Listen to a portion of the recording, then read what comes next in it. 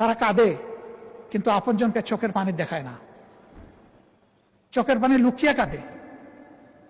Video কলে কথা বলে আর্টিফিশিয়াল হাসি দেয়। অনেকের সাথে এরকম কথা হয়েছে। আমি জিজ্ঞেস করি, তোমাদের এই বুবা কান্নার খবর কি তোমাদের আপনজন জানে? কয় আস্তাগফিরুল্লাহ, এগুলা জানানো যাবে না।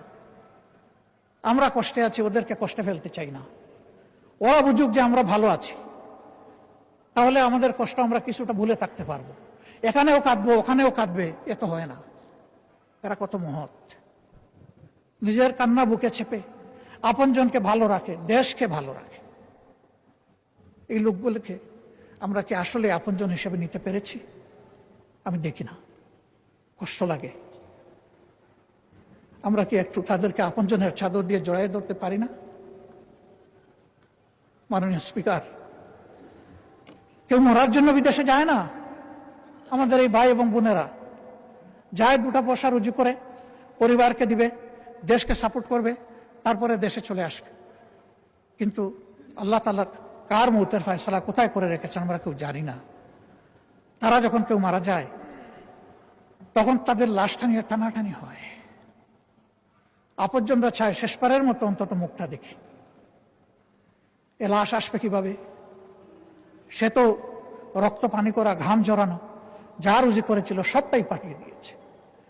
আমিও তাদের 2-1টা মেসেজ যাওয়ার সুযোগ নিয়েছি, ইচ্ছা করে। চিন্তা করা যায় না সেই লোকগুলো এখানে থাকে কিভাবে, খায় কি, ঘুমায় কিভাবে। তারা আজিদের দিকে চেয়ে থাকে, কেউ তাদেরকে একটু স্নেহ আদর করবে কিনা। কেন? এটি কেন হবে? অন্য দেশের লোকেরা তো এরকম হয় না। এইখানে ওই সিন্ডিকেট চক্র শুরু থেকে শেষ, সব জায়গায় গাঁটে গাঁটে গাপটি মেরে বসে আছে। এই লোকগুলার রক্ত বিক্রি করে ওরা ওদের সাথে উপহাস করে, ওদের বিজনেস করে।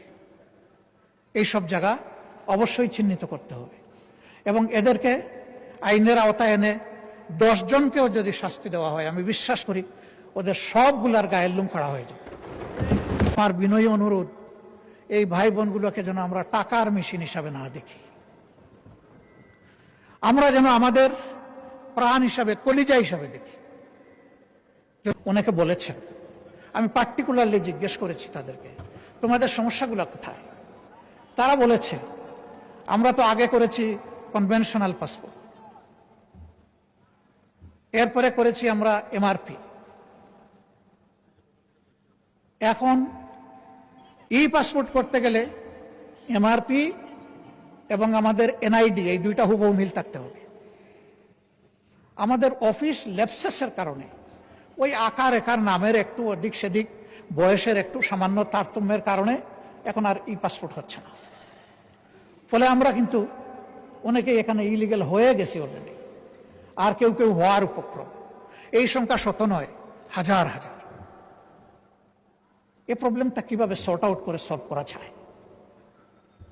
দুর্বলতা কিছু আমাদের অফিসিয়াল, কিছু হয়তো তাদের, কিন্তু মানুষগুলো তো আমাদের, এরা তো আমাদের। আমি মাননীয় স্বরাষ্ট্রমন্ত্রীকে অনুরোধ করব, বিদেশের মাটিতে থেকেই এনআইডি এবং পাসপোর্টের এই জটিলতাটা অতি সহজে কিভাবে নিরসন করা যায়। ইনশাল্লাহ আপনি পারবেন, শুধু পদক্ষেপ নেওয়ার ব্যাপার। আমরা আপনার জন্য দোয়া করব, আপনি যাতে পারেন। আর লাশগুলা হয়ে যাওয়ার পরে আমি আল্লাহর নামে দুহাই দিয়ে বলবো, একদিনের জন্য যেন সেই লাশ নিয়ে কোনো টানা হেঁচড়া না হয়। আমরা বেঁচে থাকলে, দেশ বেঁচে থাকলে সসম্মানে আমাদের কাঁধের উপর করে যেন সেই লাশগুলা দেশে নিয়ে আসা হয়। আমরা যেহেতু তাদেরকে যোদ্ধা বলছি, আমরা যেন মেহেরবানি করে তাদেরকে বীরের সম্মানটুকু দিই। আমার যোদ্ধা, আমার বীর, কাজেই তারা যেন বীরের সম্মান পায়। সেটা কিভাবে পাবে, সরকার এটা ফর্মুলেট করুক। আমাদের কোনো সহযোগিতা চাইলে আমরা হোল হার্টেডলি করবো ইনশাআল্লাহ।